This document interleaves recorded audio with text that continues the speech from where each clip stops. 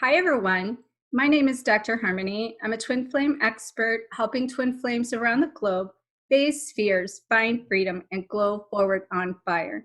Welcome to my weekly glow show. Today, I have a special guest for you that I am excited to bring forth the wisdom of the divine masculine. And what my goal is in this topic, what I was shown to ask Billy here, that I'll introduce a little bit more in a second, I was shown to ask him to come forth with what he's been doing as showing how the divine masculine are stepping into purpose, but they're creating and finding balance within themselves as well. And as I've told many of you, I've been working with the divine masculine, and about 30% of my clientele is masculine these days. So that's showing me collectively that you guys are out there doing the work. And I want the divine feminine to see that. And I also want to show how we're now universally bringing balance to our consciousness. And before we start, I just want to say happy Thanksgiving. And with that being said, Billy, I thank you for being bold, brave, and stepping into your purpose and your mission, going forth in your journey like you have to be where you're at. And I know it's not been an easy journey or a straight journey. So I'd like to introduce Billy here. He contacted me a little bit, about a little over a year ago in regards to my book, Twin Flame Code Breaker. He actually interviewed me for his magazine. He's based out of New York City, and he does a lot of great things with that, but he has stepped into his twin flame alignment with himself and finding more of him that sent him on a path for his higher consciousness within his purpose. So welcome, Billy. I can't wait to hear and catch up with you.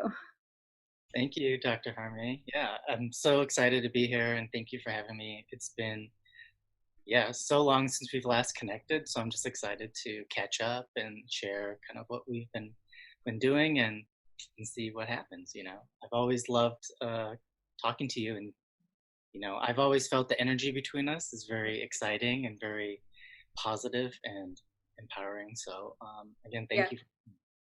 Thank you. So let's get started then.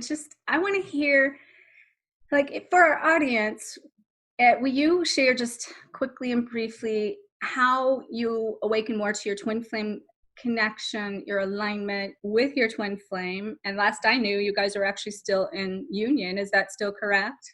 Oh yeah. Yeah, and I figured you were, but we haven't talked in so long.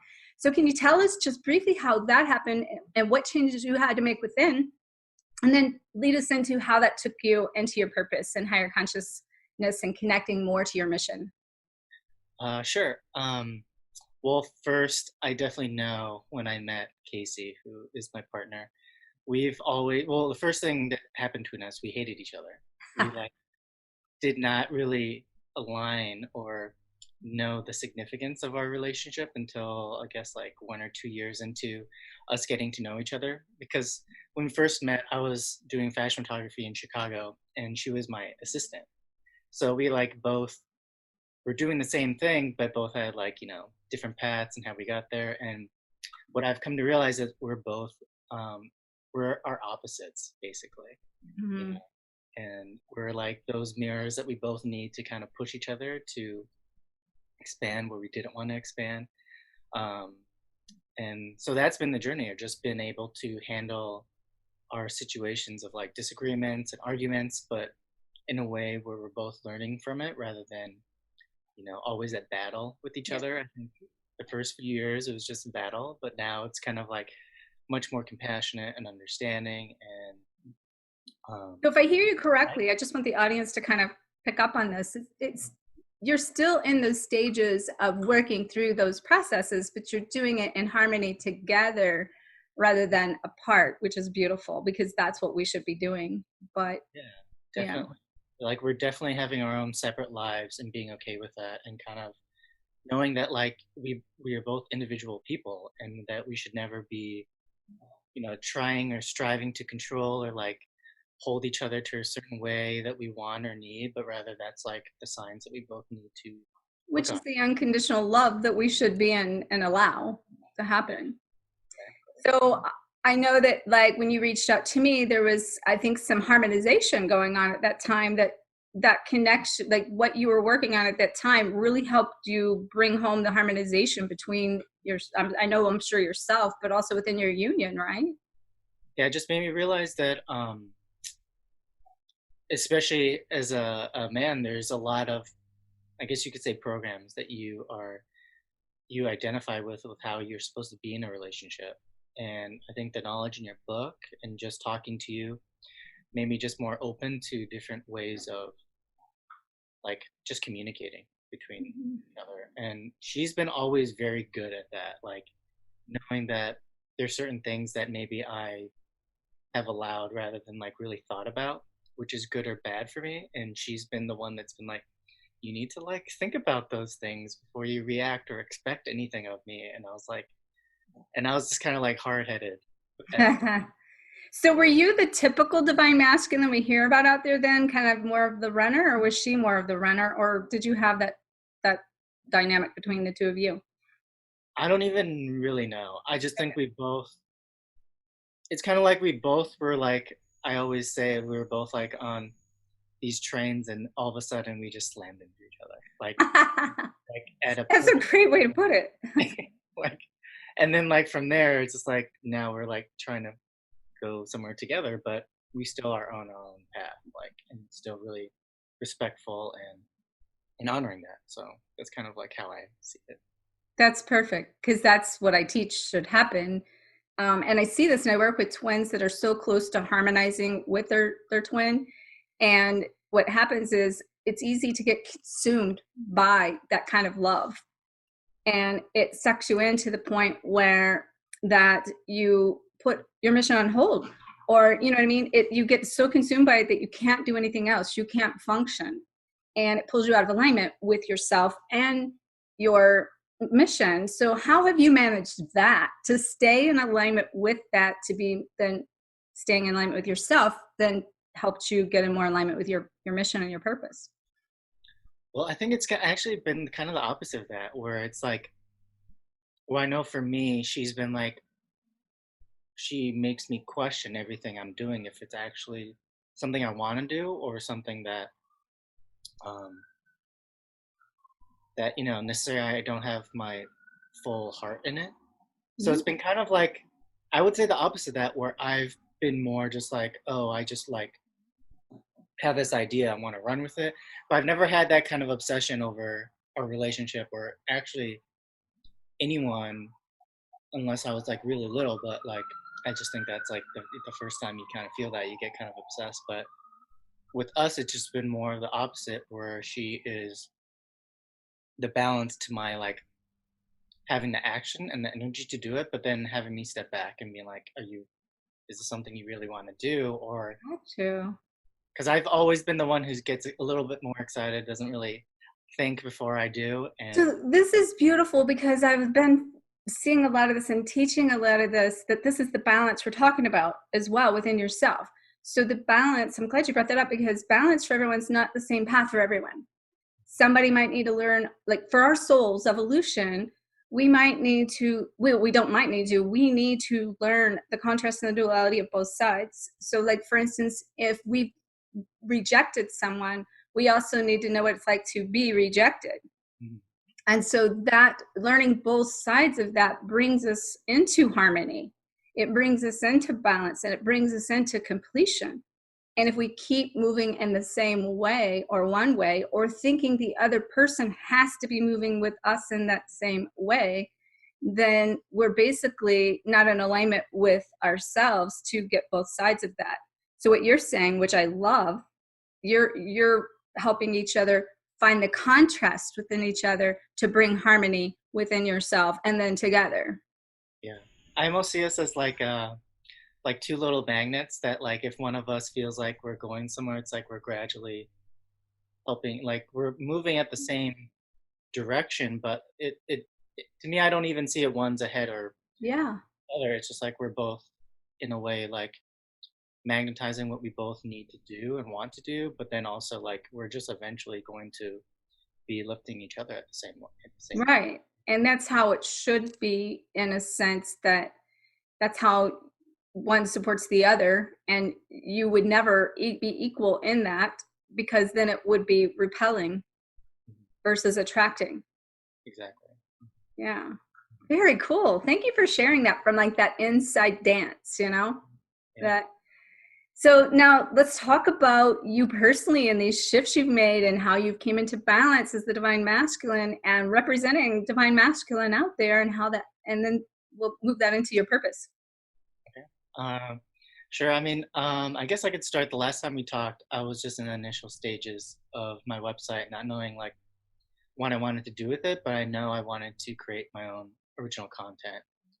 And I guess ever since I was little, I've always been like kind of disappointed in content in general, like movies, TV, and everything. I always felt like it could be more empowering. So then I was like, well, I've always felt this way, so I'm just gonna do it. So then I like gathered all the knowledge that I've attained or in always in the process of attaining, and I just decided to make films about them and share the knowledge in a way that I feel like is empowering and beneficial to you, because it has been to me, and I think it's really important with this knowledge and this kind of work to be really responsible about it. Like I don't share or create anything unless I've personally experienced it. Like Mm-hmm. I think there's a gap from knowing about knowledge and then like from an intellectual standpoint, but then also like experiencing it and then sharing that experience, because that I feel like is where people kind of get excited, want to share knowledge because it's really exciting and very empowering, but it's also like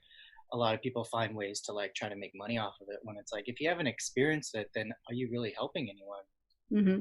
I just really think that's important from this work, and just seeing that along with everything else, like no matter what job or thing you do, I think it's important to just be really responsible. And if you are trying to share anything, to just know that people are going to watch it and that there's going to be influence on someone. So to me, that's really important. So I took a while to figure what that would be like for me. And now I practice everything I do before I put it in a video, just so I think it's really clear. And if anyone has any questions, I have no doubt or worry that I can at least clear it up for someone. And so I've been just creating content about consciousness, and I feel like the art of it, and how I think the reason why people find it so hard to change is because we've been only using like 1/10 of our brain.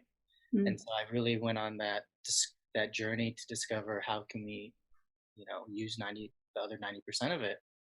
And that's been an amazing, fascinating, and super exciting journey, because I understand that, the way the world is and why people want to change it is because everyone lives in a fear of lack and survival, and the ego. And I really went to try to understand that from energy point of view, a spiritual point of view, a scientific point of view, like all the different points of view, so I Mm-hmm. can understand it myself. And I had to also face my own ego at that point, even though I thought I had overcome it, or at least identified it to come in a balance with it. But just to sum it up, I realized that anything that you put a limit on yourself is like your altered ego. And the whole battle between us that everyone experiences is your battle of being a human and divine. And so Mm-hmm. determining what that is for myself, and the limits that I put on my own life and my own consciousness, is all the things I had to face before I made these films. And so I love that's how you said that. I want to elaborate on that just for a second, because like what I heard you say from that is that basically, one, like kind of backing up, that we are the path, and the path we walk becomes our purpose, which is a lot of what I teach.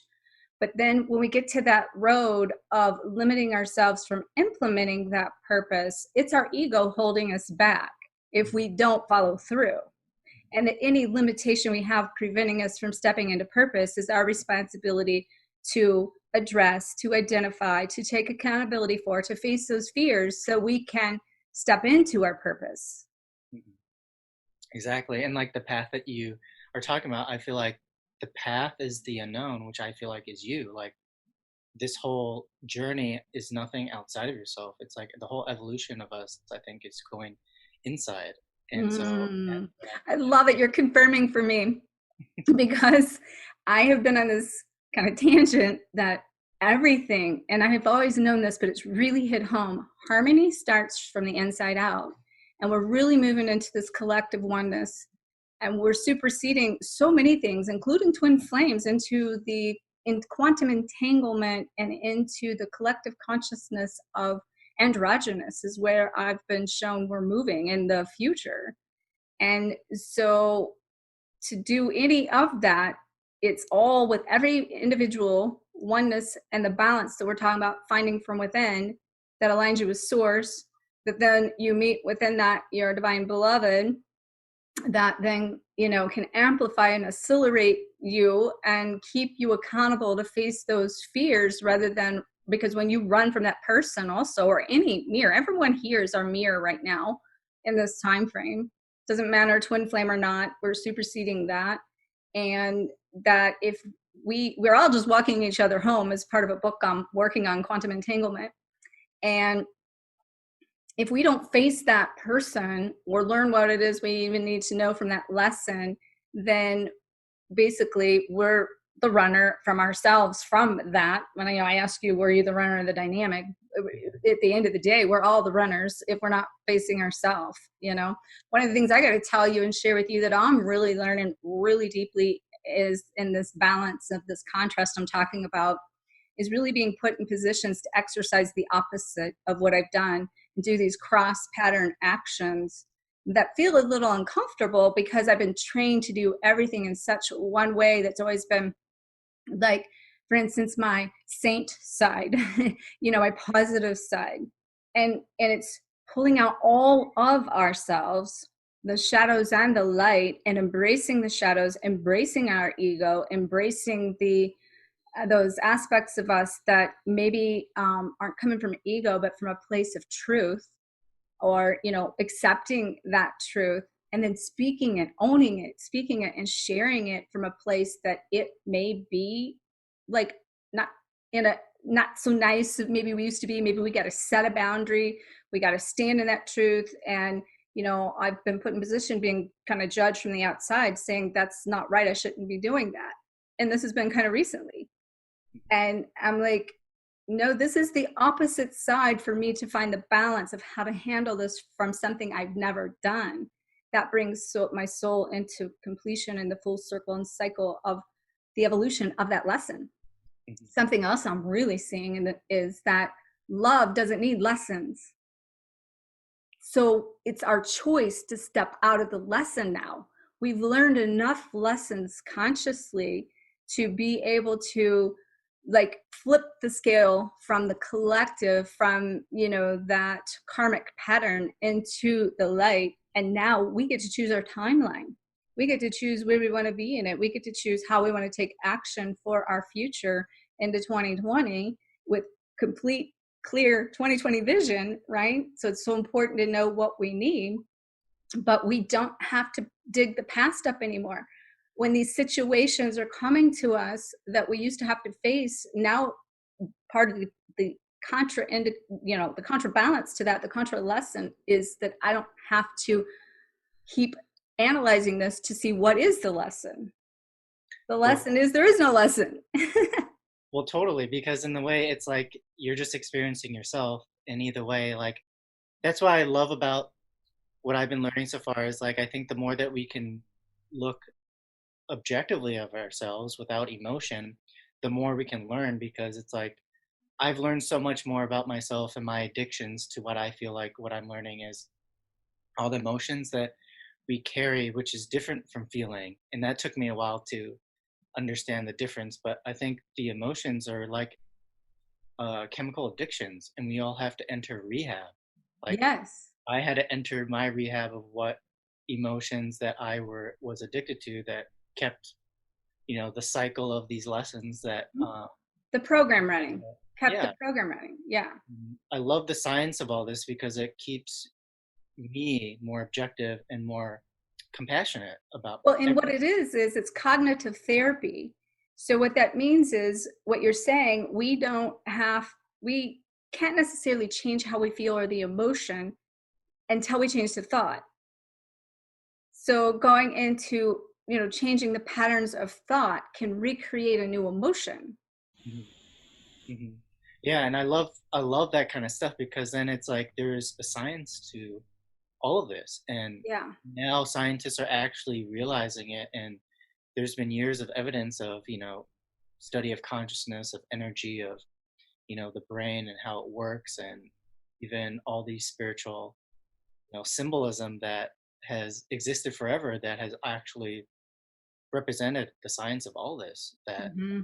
people are finally now more open to hear this stuff because it is more objective, and it is more compassionate because you can understand yourself from more of kind of like a computer. Yeah. As weirdly as that sounds, but it's like it is. It's like Yeah, the no, I use that analogy all the time. And number one, you're speaking to the brainiac that didn't know how I'd ever get into from crossing the boundary from, or the border from, like, scientific to spirituality. And I always felt it, but that logical mind had to know why or Mhm. what, or, analyze it.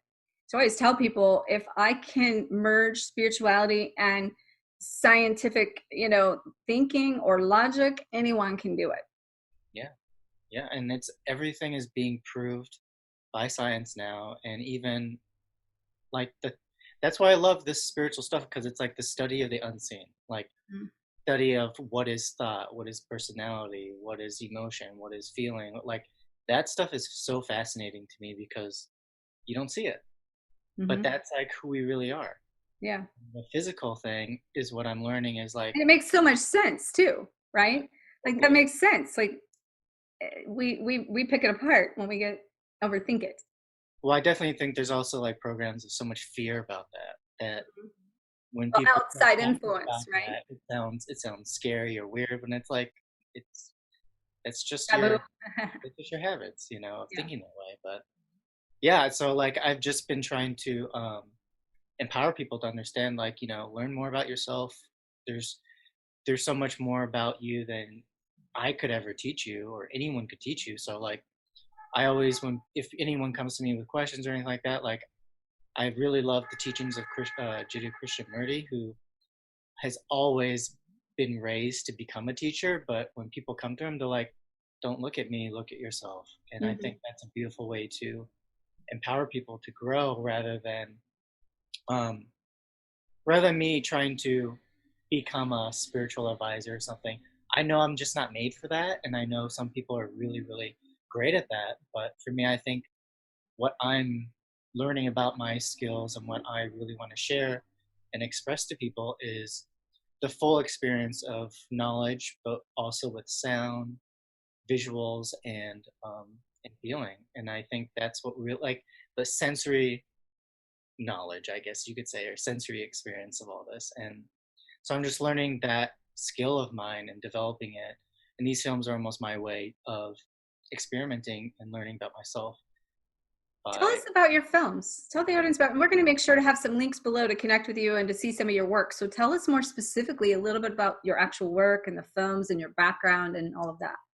Yeah, so they're all about this, the integration of scientific knowledge along with the study of the unseen, which is spiritual knowledge, and then the gifts and the knowledge about like kind of connecting to your spirit. So it's basically the knowledge that I've kind of acquired to kind of like curate into like these little series of videos to help you connect to your spirit and learn the power of your will. Because I never realized that it takes a lot of work to actually get to a place where you have this willpower to Mm. overcome all your limiting kind of beliefs and thoughts. And for me, I guess I've never realized that it's a journey to do that. I feel like ever since I was little, I've had no problem with dealing or questioning authority in my family. Like, so then I've learned for myself in my own experience that like,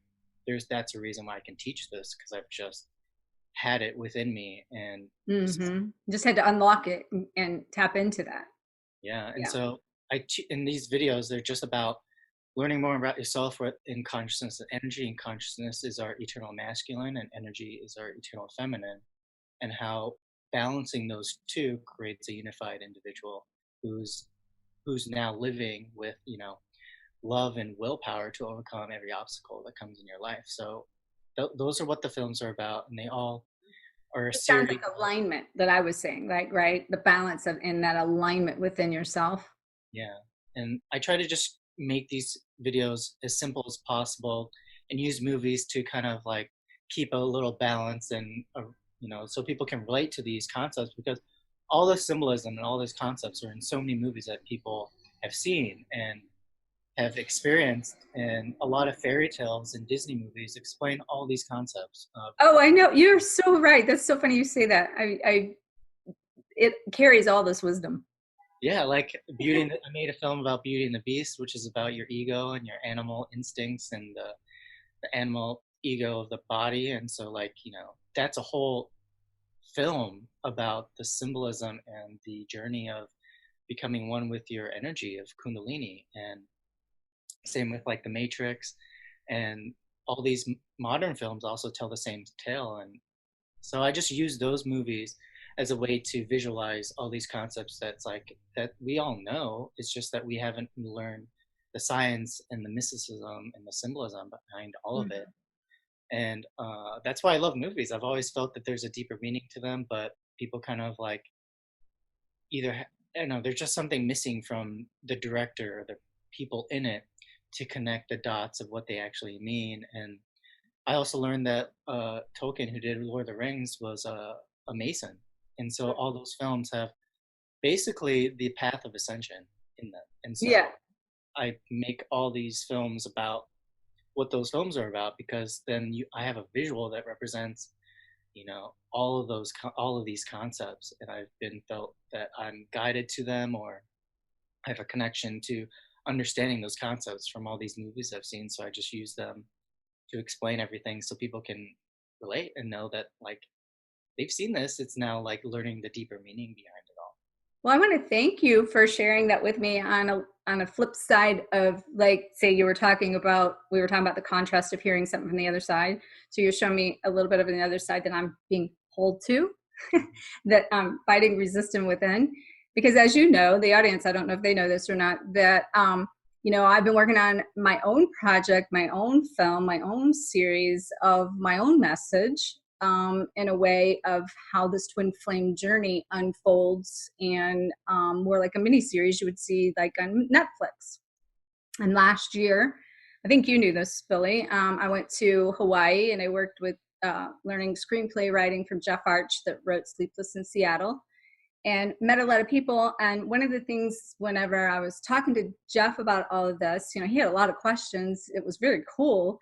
And um, but he was like, in a sense of it, how films and being true stories are like watered down, and trying to bring it into play to a message that could be delivered in such a way that, otherwise it would only reach 10% of the population if you're trying to get a message out there, to kind of shift it, manipulate it to fit into the other 90% if you really want to get a message out. And I've battled with this a little bit in my soul, because I feel like there's balance in that, because I feel like that's what people have been doing. Like you said, in all of these films, they've been doing the messages there. People are getting some message, but they're missing the point of where this message is coming from, connecting the dots, like you're saying, to bring it all together so people can realize and relate to this new way. Like, as we go forward, we're not going to like hide those hidden truths as much. You know what I'm saying? Yeah. So I've been like trying to like really come into this place of how to bring that into balance. And I've been personally put on a journey of my communication skills being more translated, and being, like when I channel, like sometimes people look at me and like, what the heck are you saying? And a lot of people in the spiritual world get it. And so I've had to learn to bring that in more. And I know it's another level of that, which calls for another level of my own letting go, my own resistance, my own altered ego, to learn and discover another side of myself that can communicate more directly with people that of common knowledge. So thank you for kind of helping me also relate to the opposite side, because I hear like you also are saying that, but you're saying it in a way that you're bringing in more of the dots for more of an understanding in it than just fully separating it. That makes sense? Yeah, and I personally think that like no matter like that scriptwriter you were talking to or anyone that I meet in the film industry and talk about this, that's their own interpretation of that reality for them. And I feel like if there is something that you want to create, like for me, there's films that I know I want to create, and I used to worry about the audience when I don't even need to worry about that. It's like Right. I know what I'm going to express is there's meaning in that for me. That's my Yeah. own journey and my own, and if I'm worrying about the audience, then maybe that's my ego. Like for me, I think the less that you worry about anything outside of yourself, the more pure your message and your delivery and your Thank you. content will be. And I just think that like you can't let anyone outside of you affect what your reality is, because we are responsible for your reality. What I And do want to tell you in his defense in that, that's exactly what he told me when it came full circle in our conversation and working together. He told me that. And he said that he'd been put in those same situations for himself. And he told me to stay in that truth, and what it needed and who it needed to support it would show up in that as well. So like I think there's like this balance in it. Like with everything we're talking about, this balance, there's this balance in all of what we just said too, finding the balance in all of that, yeah, delivering it from that place. yeah. And I've also realized the more pain or suffering that you experience, or the dark actually is going to push you to where you actually need to be. So I don't like anything every time I want to do something new or something that frightens me, I always say bring it on, because I know in the end, like you're saying, if there's balance in it, then the end is just going to push it's only going to push you to where you want to go. Like So this is the harmony from the inside out we're talking about. We create that from within, and we learn. I tell people we're surfing a wave in this vortex, and it will be constantly moving with this contrast duality, that we're never going to arrive to this place of stillness. The stillness we find inside of us when we move below the anxiety of that wave, and we don't attach to whatever's coming through. We are able to surf that wave and just flow with it. And then that harmony within us then creates over time, because it takes a little time for the execution of that to catch up, but then that then attracts towards us everything to come into balance and magnetically pull towards us into balance. mhm. Yeah, totally. And I almost think like what you're saying, that wave, like that wave is you. Like, well, why Yeah. fight? Oh, that's a good point. Thank you. Like everything that you experience from my experience in the physical is you. So why fight anything? Like for me, I have created little tests for me, because I feel like I don't know if this knowledge and these practices are what they present themselves to be. I really test it. So like I really wanted to test my addiction to either fear or lack or whatever that meant for me. So for like 3 months, I didn't pay my bills. I was just like, I'm not gonna pay my bills and see what happens. And I experienced a lot of fear and a lot of lack, like, and I didn't really focus on money. I just kept on reading and attaining all this knowledge that I could to help me understand letting go, what that would actually mean. Because I don't know, I love practicing this stuff. There's something about it that is like You're my the alchemist, right? Like when you practice like this, you become the alchemist, and you're proving to yourself that you can create what you want, right? and I've almost realized that I did that unconsciously. So now it's like imagine what I could do consciously. Like